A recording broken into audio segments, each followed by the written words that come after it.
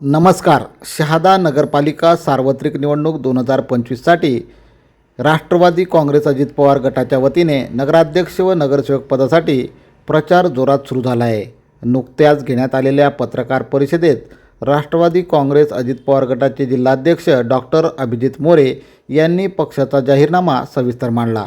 नगराध्यक्ष पदासाठी मकसूद खाटिक यांची उमेदवारी जाहीर करण्यात आली असून नगरसेवक पदांसाठी 22 उमेदवारांनी नामनिर्देशन पत्र सादर केले आहे. पक्षाच्या विश्वासानुसार सर्व जागांवर उमेदवार निवडून येतील अशी अपेक्षा व्यक्त करण्यात आली आहे.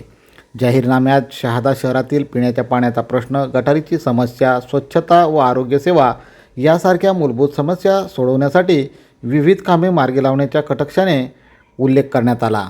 निवडणुकीत अजित पवार यांच्या विकास मॉडेलवर आधारित बारामती व पिंपरी चिंचवड सारखे प्रकल्प राबवण्याचे उद्देश ठेवण्यात आले आहे.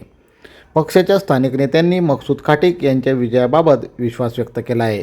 या पत्रकार परिषदेच्या वेळी नगराध्यक्षपदाचे उमेदवार मकसूद खाटिक, जिल्हा परिषद सदस्य रतन पाडवी, मोहन शेवाडे, वाजिद सय्यद, डॉक्टर राजेंद्र पेंढारकर, राजेंद्र वाघ, शहराध्यक्ष सुरेंद्र कुवर, प्रमोद अमृतकर, छोटू कुवर, संतोष पराडके, संजय खंदारे, जगदीश माडी, महेंद्र कुवर, शंकररत्न कुवर आदी पदाधिकारी उपस्थित होते. प्रश्न आहे पाण्याचा, जो प्रश्न आहे दररोज पाणी देण्याचा प्रयत्न आम्ही या माध्यमातून केला जाणार आहे. दुसरा म्हणजे या शहरामध्ये सांडपाण्याची व्यवस्था पूर्णपणे कोलमडलेली आहे.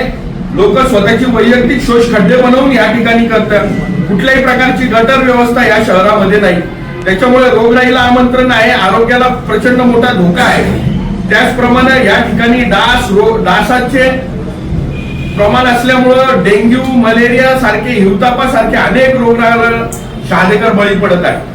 त्यामुळे सर्वप्रथम या शहरातनं जो एवढा मोठा नाला वाहत आहे, हा नाला कॉन्क्रिटीने बंद करण्याचं काम, त्याच्यावर कॉन्क्रिटीकरण करून तो नाला बंद करण्याचं सर्वात पहिले काम केलं जाईल. आणि त्याच्यानंतर भूमिगत गटार योजना या शहादा शहरामध्ये राबवली जाईल.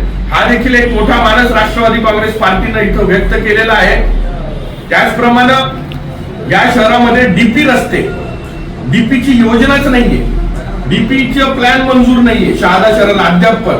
त्याच्यामुळे शहादा शहराचा विकासाचा ब्लॅकलॉग आपण समजू शकणार की शहाद्याचा विकासाचा अनुशेष हा खूप भरून काढायचा आहे. त्याच्यामुळं येणाऱ्या काळामध्ये हे डीपी प्लॅन सुद्धा आपण मंजूर करणार आहोत. डीपी प्लॅन मंजूर केल्यानंतर शहादा शहरामध्ये डीपी रस्ता तयार होईल. हा जो मुख्य रस्ता आपल्या समोरून जातो आहे, या मुख्य रस्त्याला एक मॉडेल रस्ता बनवून जिथं जिथं रहिवासी कॉलनी आहे त्या रहिवासी कॉलन्यांमध्ये सर्वत्र रस्ते तयार झाले पाहिजे. या 5 वर्षाच्या कालावधीमध्ये आम्ही एकही कॉलनी अशी सोडणार नाही ज्या ठिकाणी रस्ते तिथं नसणार, अशी एकही कॉलनी त्या ठिकाणी राहणार नाही. हे रस्ते आज आपण